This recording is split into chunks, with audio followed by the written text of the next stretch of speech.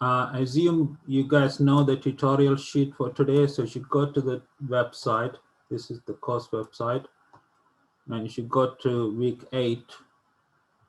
The tutorial sheet is this one, right? This is the tutorial sheet. As you can see, there are 7 questions.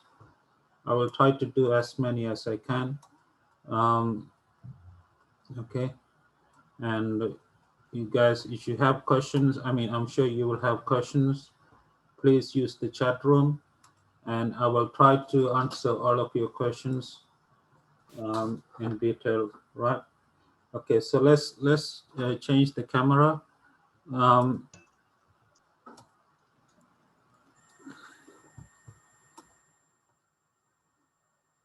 Okay, so I will start with question 7 and work backwards, right, as I did before.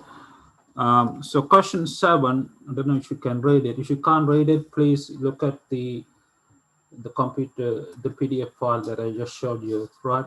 So you have an engineering firm that manufactures a component that has a lifetime of 3.4 hours. And there is a random samples of 9 components, which is average of 100.8, right? And the question is to find 95% and 98% confidence interval for the mean component lifetime, right? Okay, so this is stuff that I just covered in the review session. I'm sure you guys were there, right, weren't you? So this is stuff I just covered in the review session, right? According to the review session, the formula that you need to use, is this one.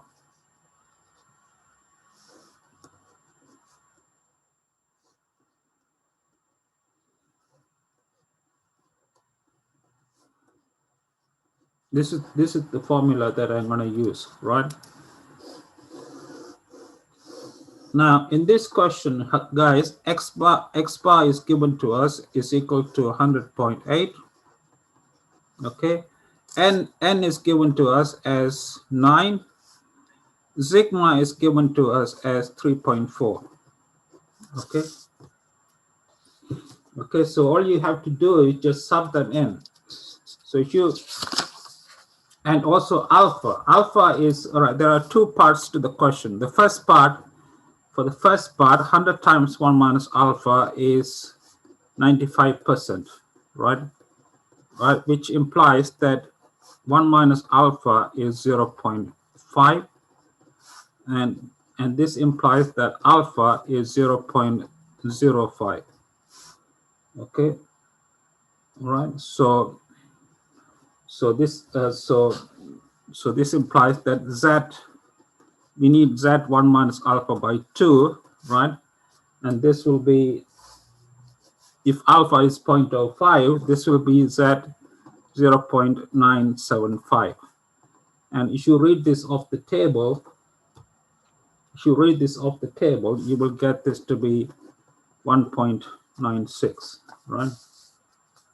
Okay, now you should sub them into this formula.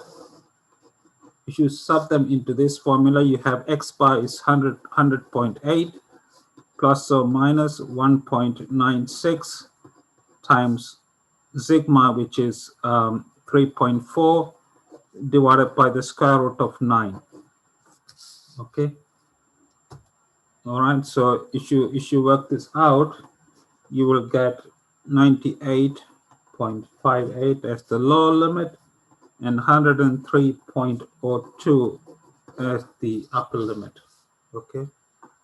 So this is the 95% confidence interval for the mean lifetime, right? That's part 1. Part 2 of the same question is asking you for the 98% confidence interval, right?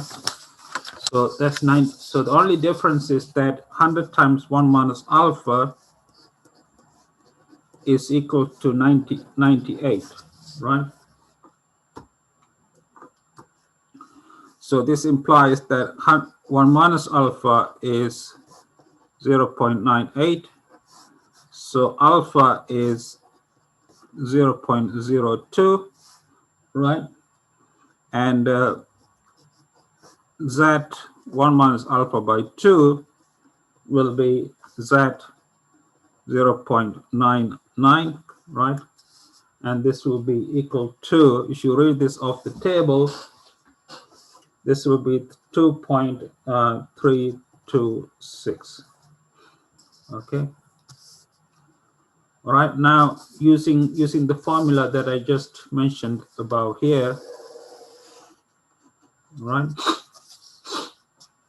All right. Using this formula, you will get the confidence interval to be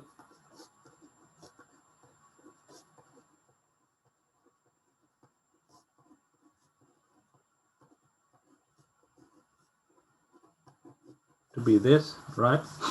And if you simplify this, if you work this out, it will be 90. The lower limit will be this, and the upper limit will be this. All right, guys, are you okay with this? This is the formula that I just showed you a few minutes ago. This is the formula for the population mean when the population variance is known. And if you read the question, guys, Alice, if you read the question here, in this question, you are told explicitly that the standard deviation is known. It says the standard deviation is 3.4 hours, right? So basically, you know what the population variance is. Remember, variance is the square of the standard deviation. So you need to use this formula. This is the formula that I mentioned a few minutes ago. This is the formula for the population mean when the population variance is known, right? All right, guys, any other questions? Thank you, Alice, for the question. Any other questions on question 7? Hello, guys, talk to me, guys. Are you okay with this or what?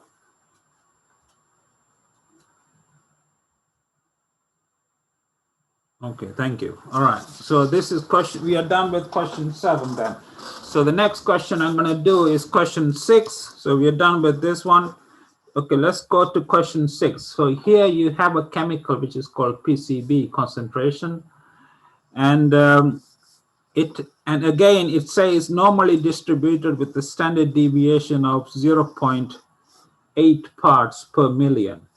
And you have 10 data points. You have 10 data points, and the values of the 10 data points are this, right? And the question once again is to find the 95% and the 99% confidence interval, right? Okay, so let me show you how to do this, right? The first thing you must figure out is which confidence interval you should use. Yeah, my pleasure. I'm trying to help you guys, all of you. I mean, it's always, there are 4 different confidence interval I talked about, Alice, earlier in the last hour. There is a confidence interval for population mean when the variance is known, when the variance is unknown, and then there is a confidence interval for the population variance, and then there is a confidence interval for the population proportion. So those are the 4 confidence intervals. Now for question 6, for question 6, all right, the formula that we need to use is once again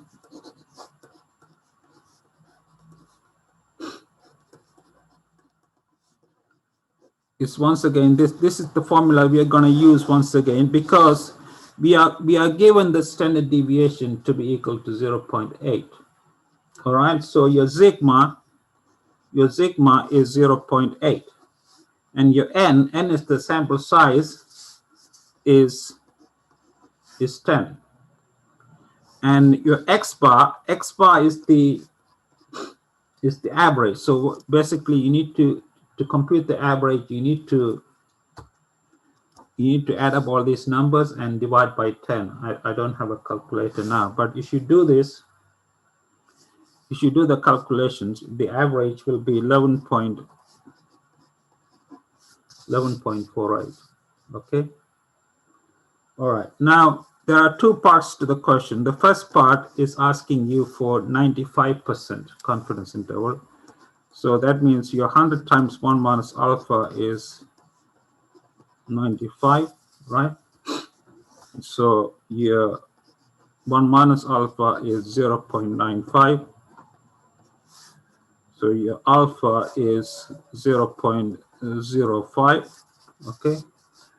And your z 1 minus alpha by 2 is z 0.975, and this is 1.96, right? Now, if you use this formula, guys, you will get, just sub in the numbers. So this is 11.48 plus or minus 1.96 multiplied by 0.8 divided by the square root of n. All right, and if you work this out, this will be 10.99, 11.98. All right, so this is the 95% confidence interval for the PCB concentration, or the mean PCB concentration, right? Are you guys okay with this? I mean, if anything not clear, please let me know. I just want to help you guys. Okay. All right. That's all right. Part two is we want the same thing for 99%. So we want 100 times 1 minus alpha to be equal to 0.99. Oh, so that, sorry, 99. So that implies that 1 minus alpha is 0.99, right? So your alpha is 0.01, right? So your z 1 minus alpha by 2, you should read this off the table. It will be 2.576, right? Okay, now if you use the same formula that I used earlier, right? Use the same formula, you get 11.48 plus or minus 2.576 times 0.8 divided by root of 10, and this will be equal to 10.83 comma 12.30. All right, guys, so that completes question 6. Are you okay with this, guys, or no? Okay, thank you. Good. Very good, guys. All right, now let's move on to question 5. Question 5 is, let's see what it is. So we're done with any question. So we're done with this. Question 5 is on maximum likelihood estimation. So you have a random sample from a geometric distribution with unknown p, and we want to write down the likelihood and find the MLE. I think I did this example earlier, but anyway, I will do it again. Okay. So this is question 5. Sorry, I think.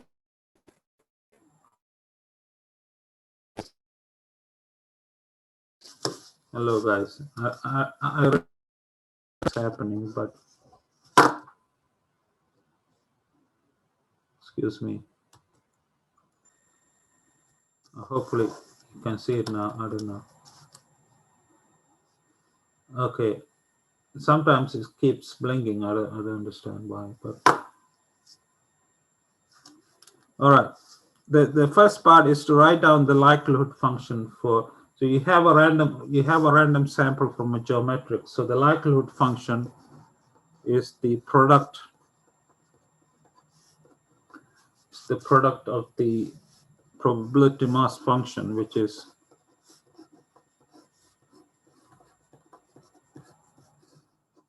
this. Yeah, I'm sure you guys know this is the probability mass function for the geometric distribution, right? Now, if you take this, you should take the product inside. I'll do this a little bit slowly. Um,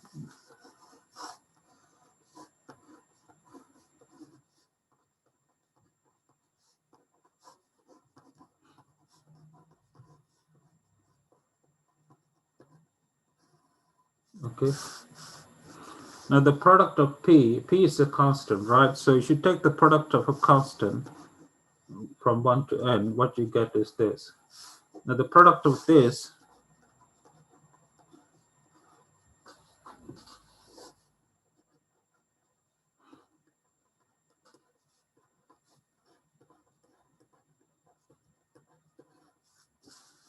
okay.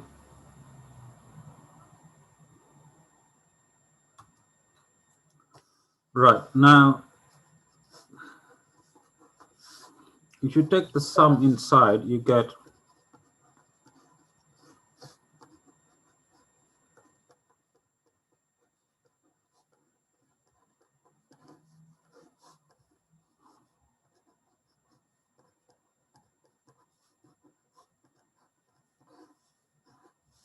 okay.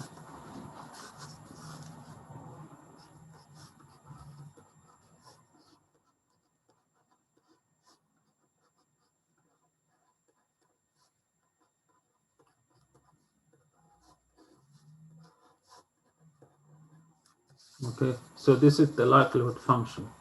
All right, so this is the, now that I'm sure, I mean, I've done more than 20 examples on MLE or maximum likelihood. So you should know what's the next step. The next step is to take the log of the likelihood function, right? So you take the log of the likelihood, which is the log of this. So it's going to be n times log of P, right?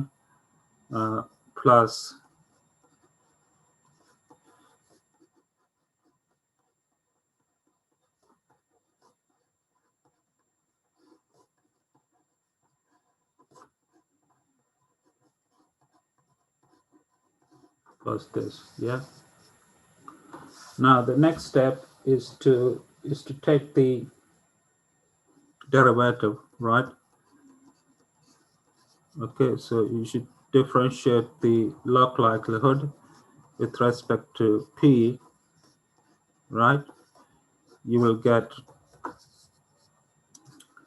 n divided by P minus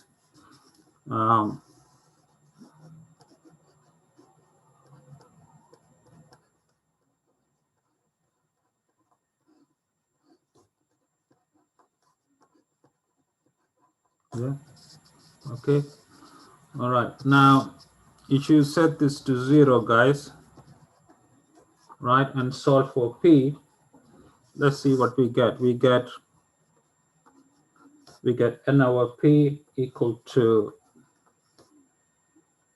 equal to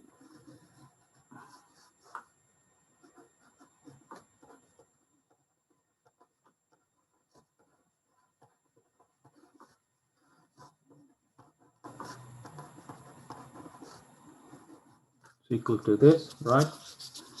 Okay, now I'm sure all of you know how to solve this, but anyway, let me take it slowly in case you have difficulties.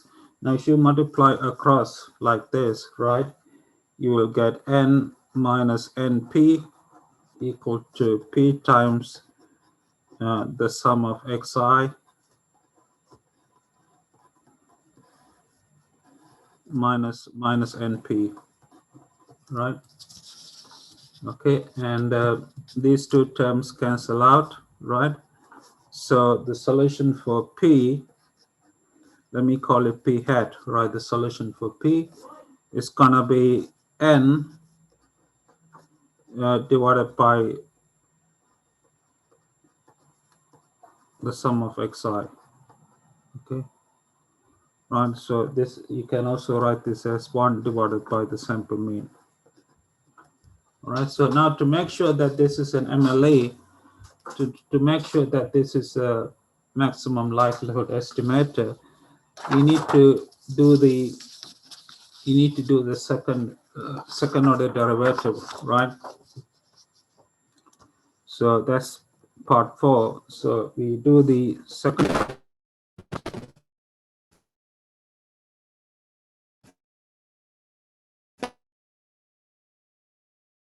What's up?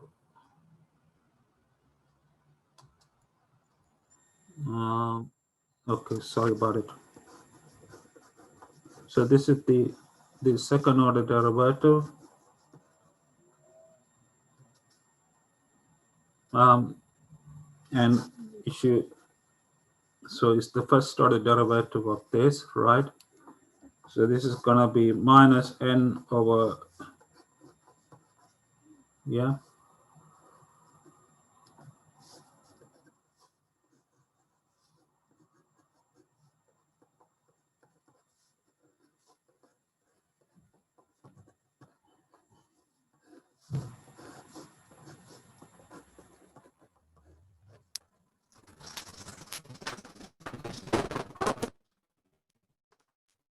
Excuse me, I think there's an issue with, I don't know why.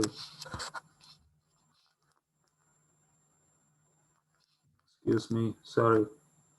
Can you see it okay now? Sorry. Is it okay now? Come.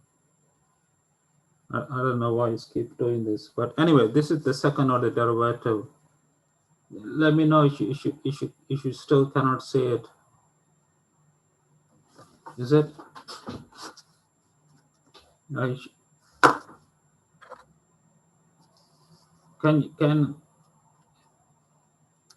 are you guys okay now or no? Hello?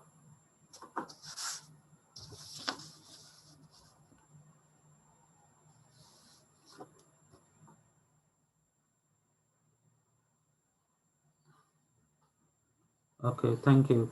All right, so this is the second order derivative. This is the second order derivative, and this is clearly less than 0, because the reason this is because remember that by definition the geometric variable has to take value greater than equal to 1 for all I, which implies that the sum of xi,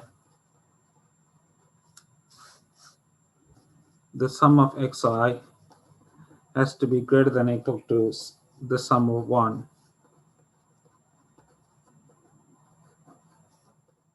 Okay, and this is equal to n. Sum of 1 is n. So this implies that the sum of xi minus n has to be greater than equal to 0. So that's why this term here has to be non-negative, and this is negative. So these two combined has to be a number that is less than 0. All right, so this completes. I'm sorry for the problem with the camera, but I don't know why.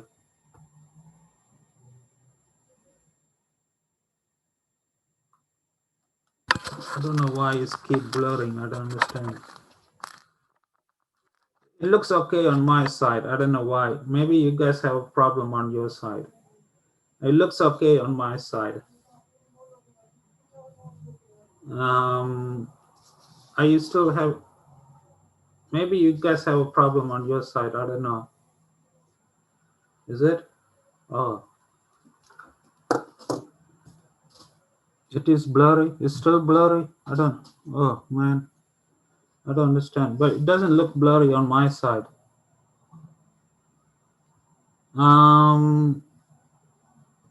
Yes, I don't understand what to do. Um,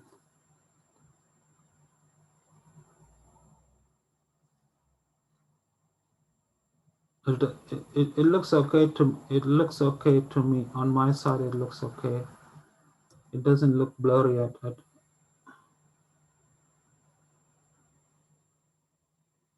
I, I'm sorry about this, but anyway, are you okay with this, with my solution for question 5? I just finished doing question 5. Are you okay with that or not? Um, let me try. Okay, just a minute. This is me. Okay, let me go back to. Okay, okay, it looks okay. Yeah. Okay, thank you. All right. So okay. So let me go to the next question. I'm sorry about this, but um. All right, so I've done question 5. Now the next question I'm going to do is question 4. Question 4 is this one, this guy here. This is question 4. So you have five random numbers from a binomial with these parameters 3 and p, right? And question 4 is asking. Okay, the first part is asking you to write down the likelihood function, right? Okay, so let me show you how to do that.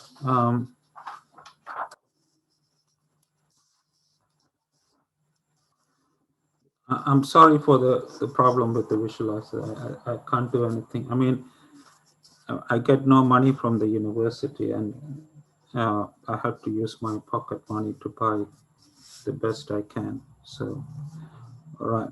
So the likelihood function is the product of the of here we have five numbers, right? Okay, 5 data points from a binomial with parameter 3 and p. So it's going to be 3 choose xi,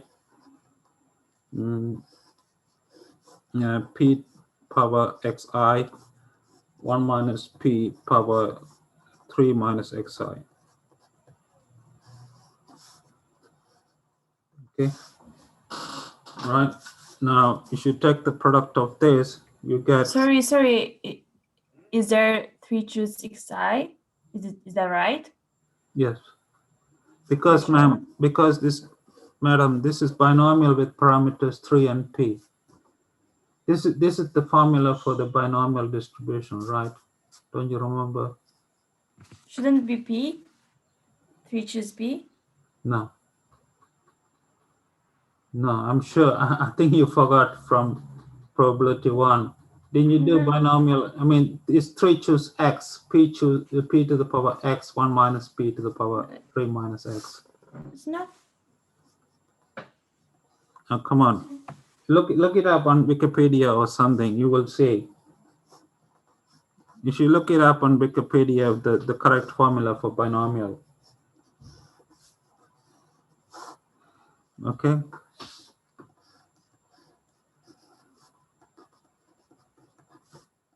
Are you guys okay so far with this?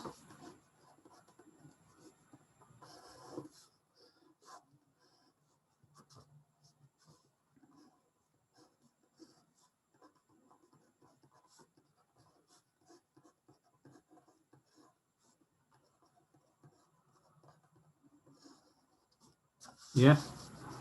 And this will become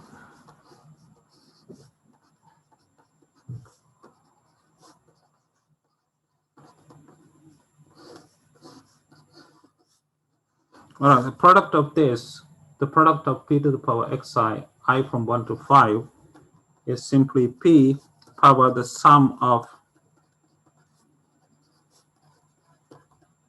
yeah. And similarly, the product of this,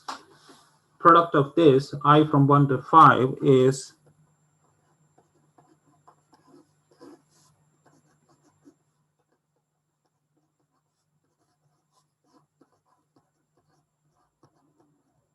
yeah.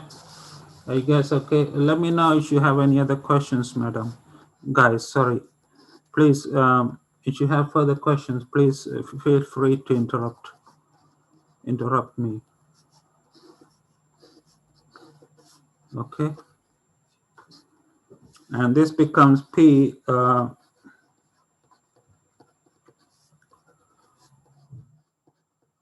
Now the product of the sum of 3 minus xi, I from 1 to 5 is 15, because the sum of 3 is 15, right? Minus the sum of xi. All right. So this is the answer to the first part of question number 4, right?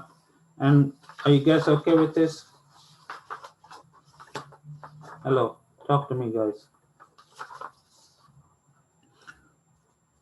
Yeah. Okay. Now to do the second part of question 4, which is sorry, what am I doing? To do the second part of question 4, you are given these numbers. Right? You are given these numbers 1, 3, 2, 2, 3. So basically, what you are given is you are told that x1 is equal to 1, x2 is equal to 3, x3 equal to 2, x4 is equal to 2, and x5 is equal to 3. Right? So you are given all these numbers. So all you have to do is just sub them into this, right? Now if you sum all these numbers,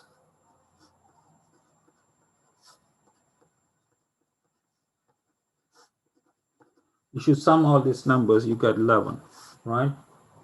So this guy here will become L of P, 3 choose 1, 3 choose 3, 3 choose 2, 3 choose 2, 3 choose 3, times P to the power 11, 1 minus P power 15, 15 minus 11, right?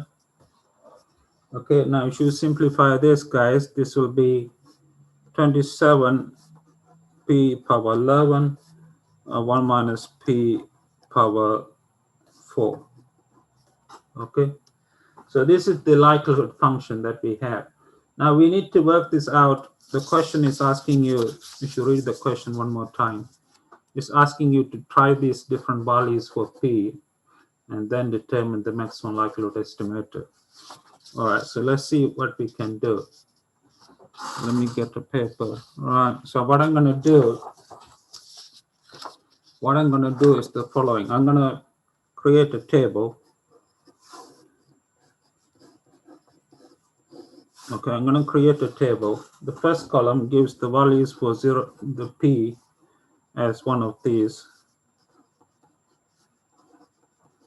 Okay, and the second column gives the values of this. So for each of these P, you can work this out, right? And if you do that, this is what you will get. For P equal to 0.5, you will get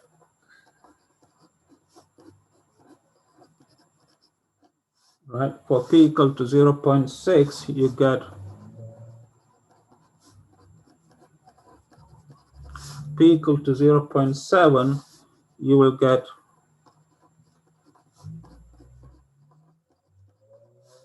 and for P equal to 0.8, you get right. Now, which of these is largest? I'm sure you guys know better than I do, right? Which one is the largest? Remember, the maximum likelihood is the value for P for which the likelihood is the largest. Clearly, the largest is this one, right? This is the largest. This is the largest likelihood, right? So hence,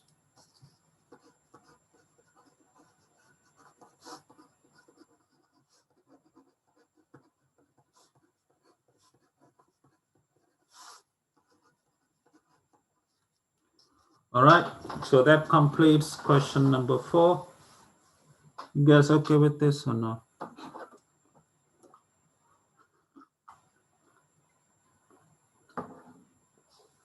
All right, so let's move to the next one. So we are done with question 4. So we are done with this one. So let's move to question 3. Question 3 is, you have this random sample from this PDF, delta is unknown. Show that X bar is a biased estimator of delta. Now I did about 20 questions, sorry, not 20 questions on bias and bias and MSC. So let me show you. I mean, you should be tired of these kind of questions right by now. Anyway, let me show you how to do this. Question 3. All right. So you have your density fx equal to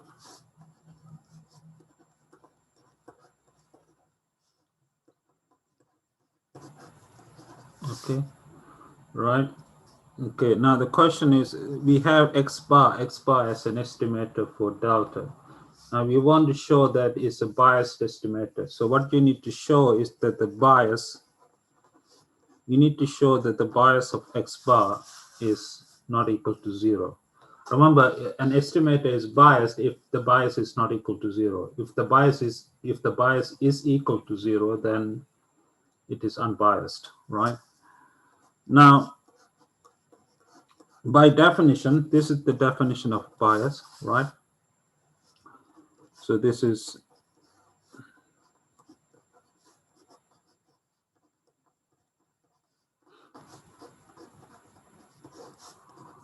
equal to this, yeah?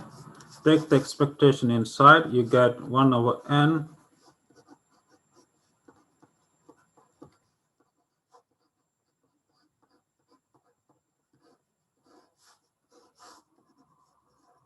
yeah?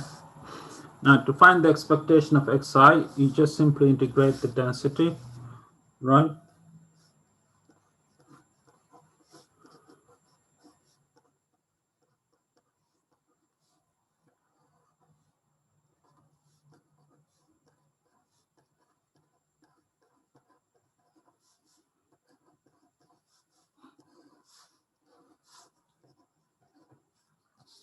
Okay. Now, I'm sure you've seen this kind of integration before, or haven't you? I mean, I'm sure you have, haven't you?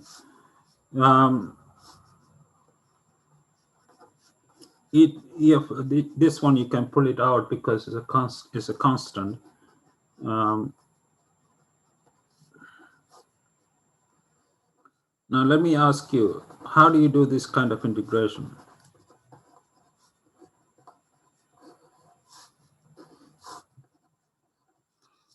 Huh? By parts, yeah, exactly. You can use parts to do this integration. So if you use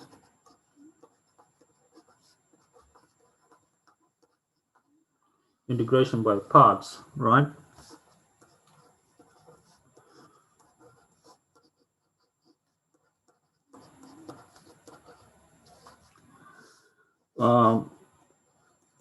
It's a long time I did this before. I mean, I did parts. So let's see what you get. So this is the first term you get, and the second term would be minus minus plus.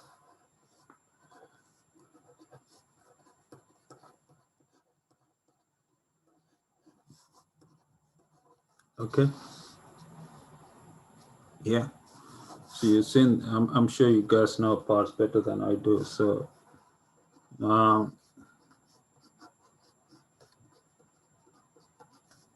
Now at infinity, the limit is 0, right? The limit at delta is gonna be minus minus, so it's gonna be plus delta e minus delta, right? Then the integral of this is easy. You can do minus of e of minus x, take the limits from delta to infinity, then minus delta, right? All right, now this is gonna be, you're getting there. You're not far off, all right? So this is gonna be delta e minus delta. At infinity it is 0. At delta is minus minus is plus, e of minus delta. Okay. All right, guys. So now e of delta cancels out, so you get, this becomes 1 over n times the sum of delta plus 1 minus delta, right? Now delta plus 1 is a constant with respect to I, so this is going to be 1 over n times delta plus 1 minus delta, which is equal to 1, right? Which is equal to 1, and this is not equal to 0, of course, right? So hence we have shown, after a lot of calculations, we have shown that x bar is a biased estimator of delta. All right, so this is, are you guys okay with this? I know it's just integration by part. If you've done it, I know some of you might have forgotten. If you have forgotten, please look it up in your calculus course so you will see. All right, so this is part 1 of question 3. Are you okay with this, guys, or no? All right, now to do part 2,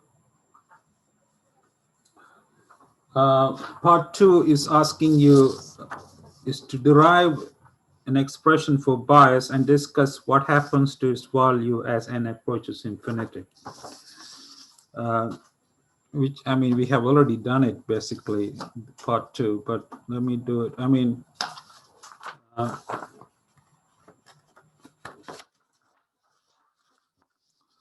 so part 2 of question 3 is asking you to find bias. Now, we have already shown that the bias of x bar is equal to 1, right? So the limit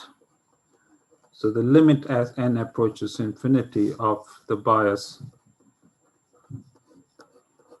because 1 is a constant, the limit as n tends to infinity is also 1, right? Right? I mean, 1 is not a function of n, so it has to be 1, right? So that's part 2. Part 3 of question 3 is asking you, let's see what it is. Is to, can you propose an alternative unbiased estimate of delta? Yes, because you see here we just found out that the x bar has bias equal to 1. So to make the bias equal to 0, all you have to do is take away 1 from x bar. All right, so you define a new estimator.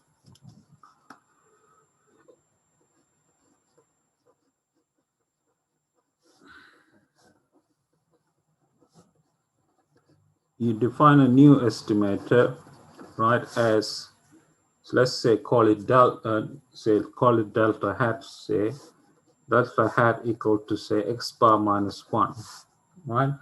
Then the bias of delta hat will be the expectation minus delta, yeah, which is the expectation of x bar minus 1 minus delta. Now from part 1 we know that this guy is equal to delta plus 1. That's using the result in part 1, right? Minus 1 minus delta, so this is 0, right? So what we have shown here is that we have shown that delta delta hat defined as x bar take away 1 is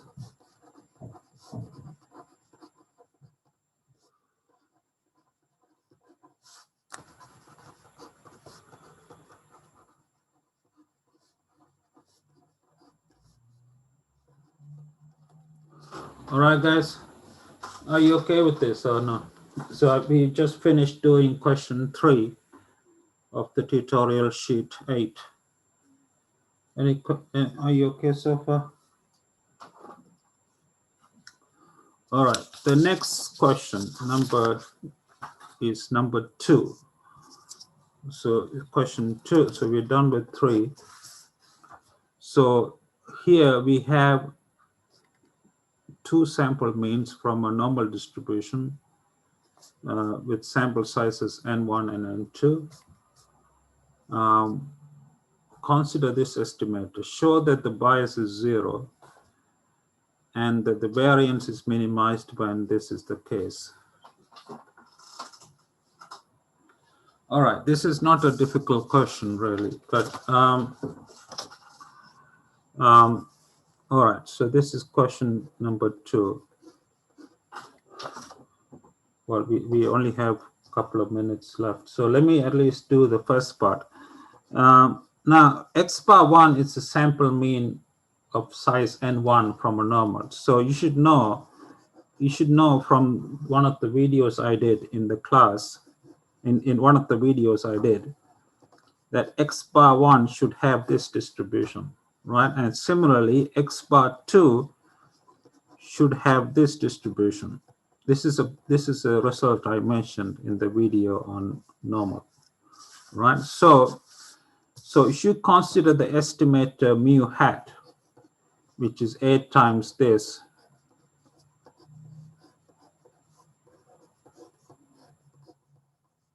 okay, if you consider this estimator, right, then the bias of this estimator, right, which is the expectation minus the parameter, right, which is the expectation of A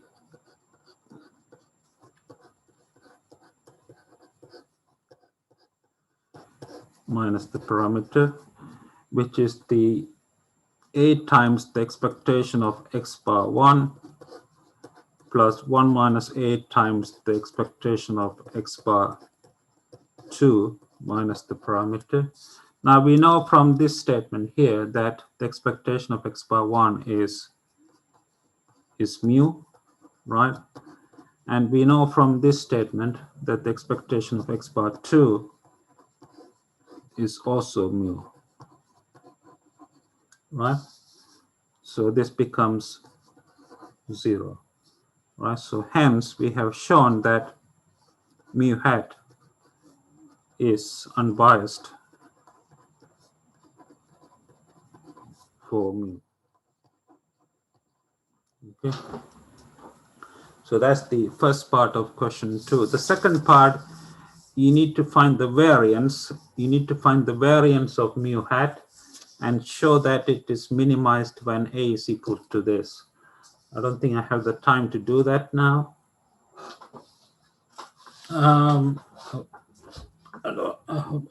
But you will see the solution for all the questions, all the 8 questions in the tutorial sheet. The full solutions will be posted later this week on Thursday. Yeah, so you will see what the solutions are. And in the meantime, I'd like to remind you that the quiz 7, if you haven't already done it, please could you do your quiz 7 before 10 o'clock on Thursday this week, all right? And plus any questions you guys have on this course, you're most welcome to contact me 24/7 by email, Skype, Zoom, or phone. I'm also happy to meet you in person if you are in Manchester, right? My phone number, I'm sure all of you know, is 0161 273 2941. That's my landline at home. Okay. Have a great afternoon or morning or evening, wherever you are. I will talk to you shortly, guys. Take care of yourself. Yeah.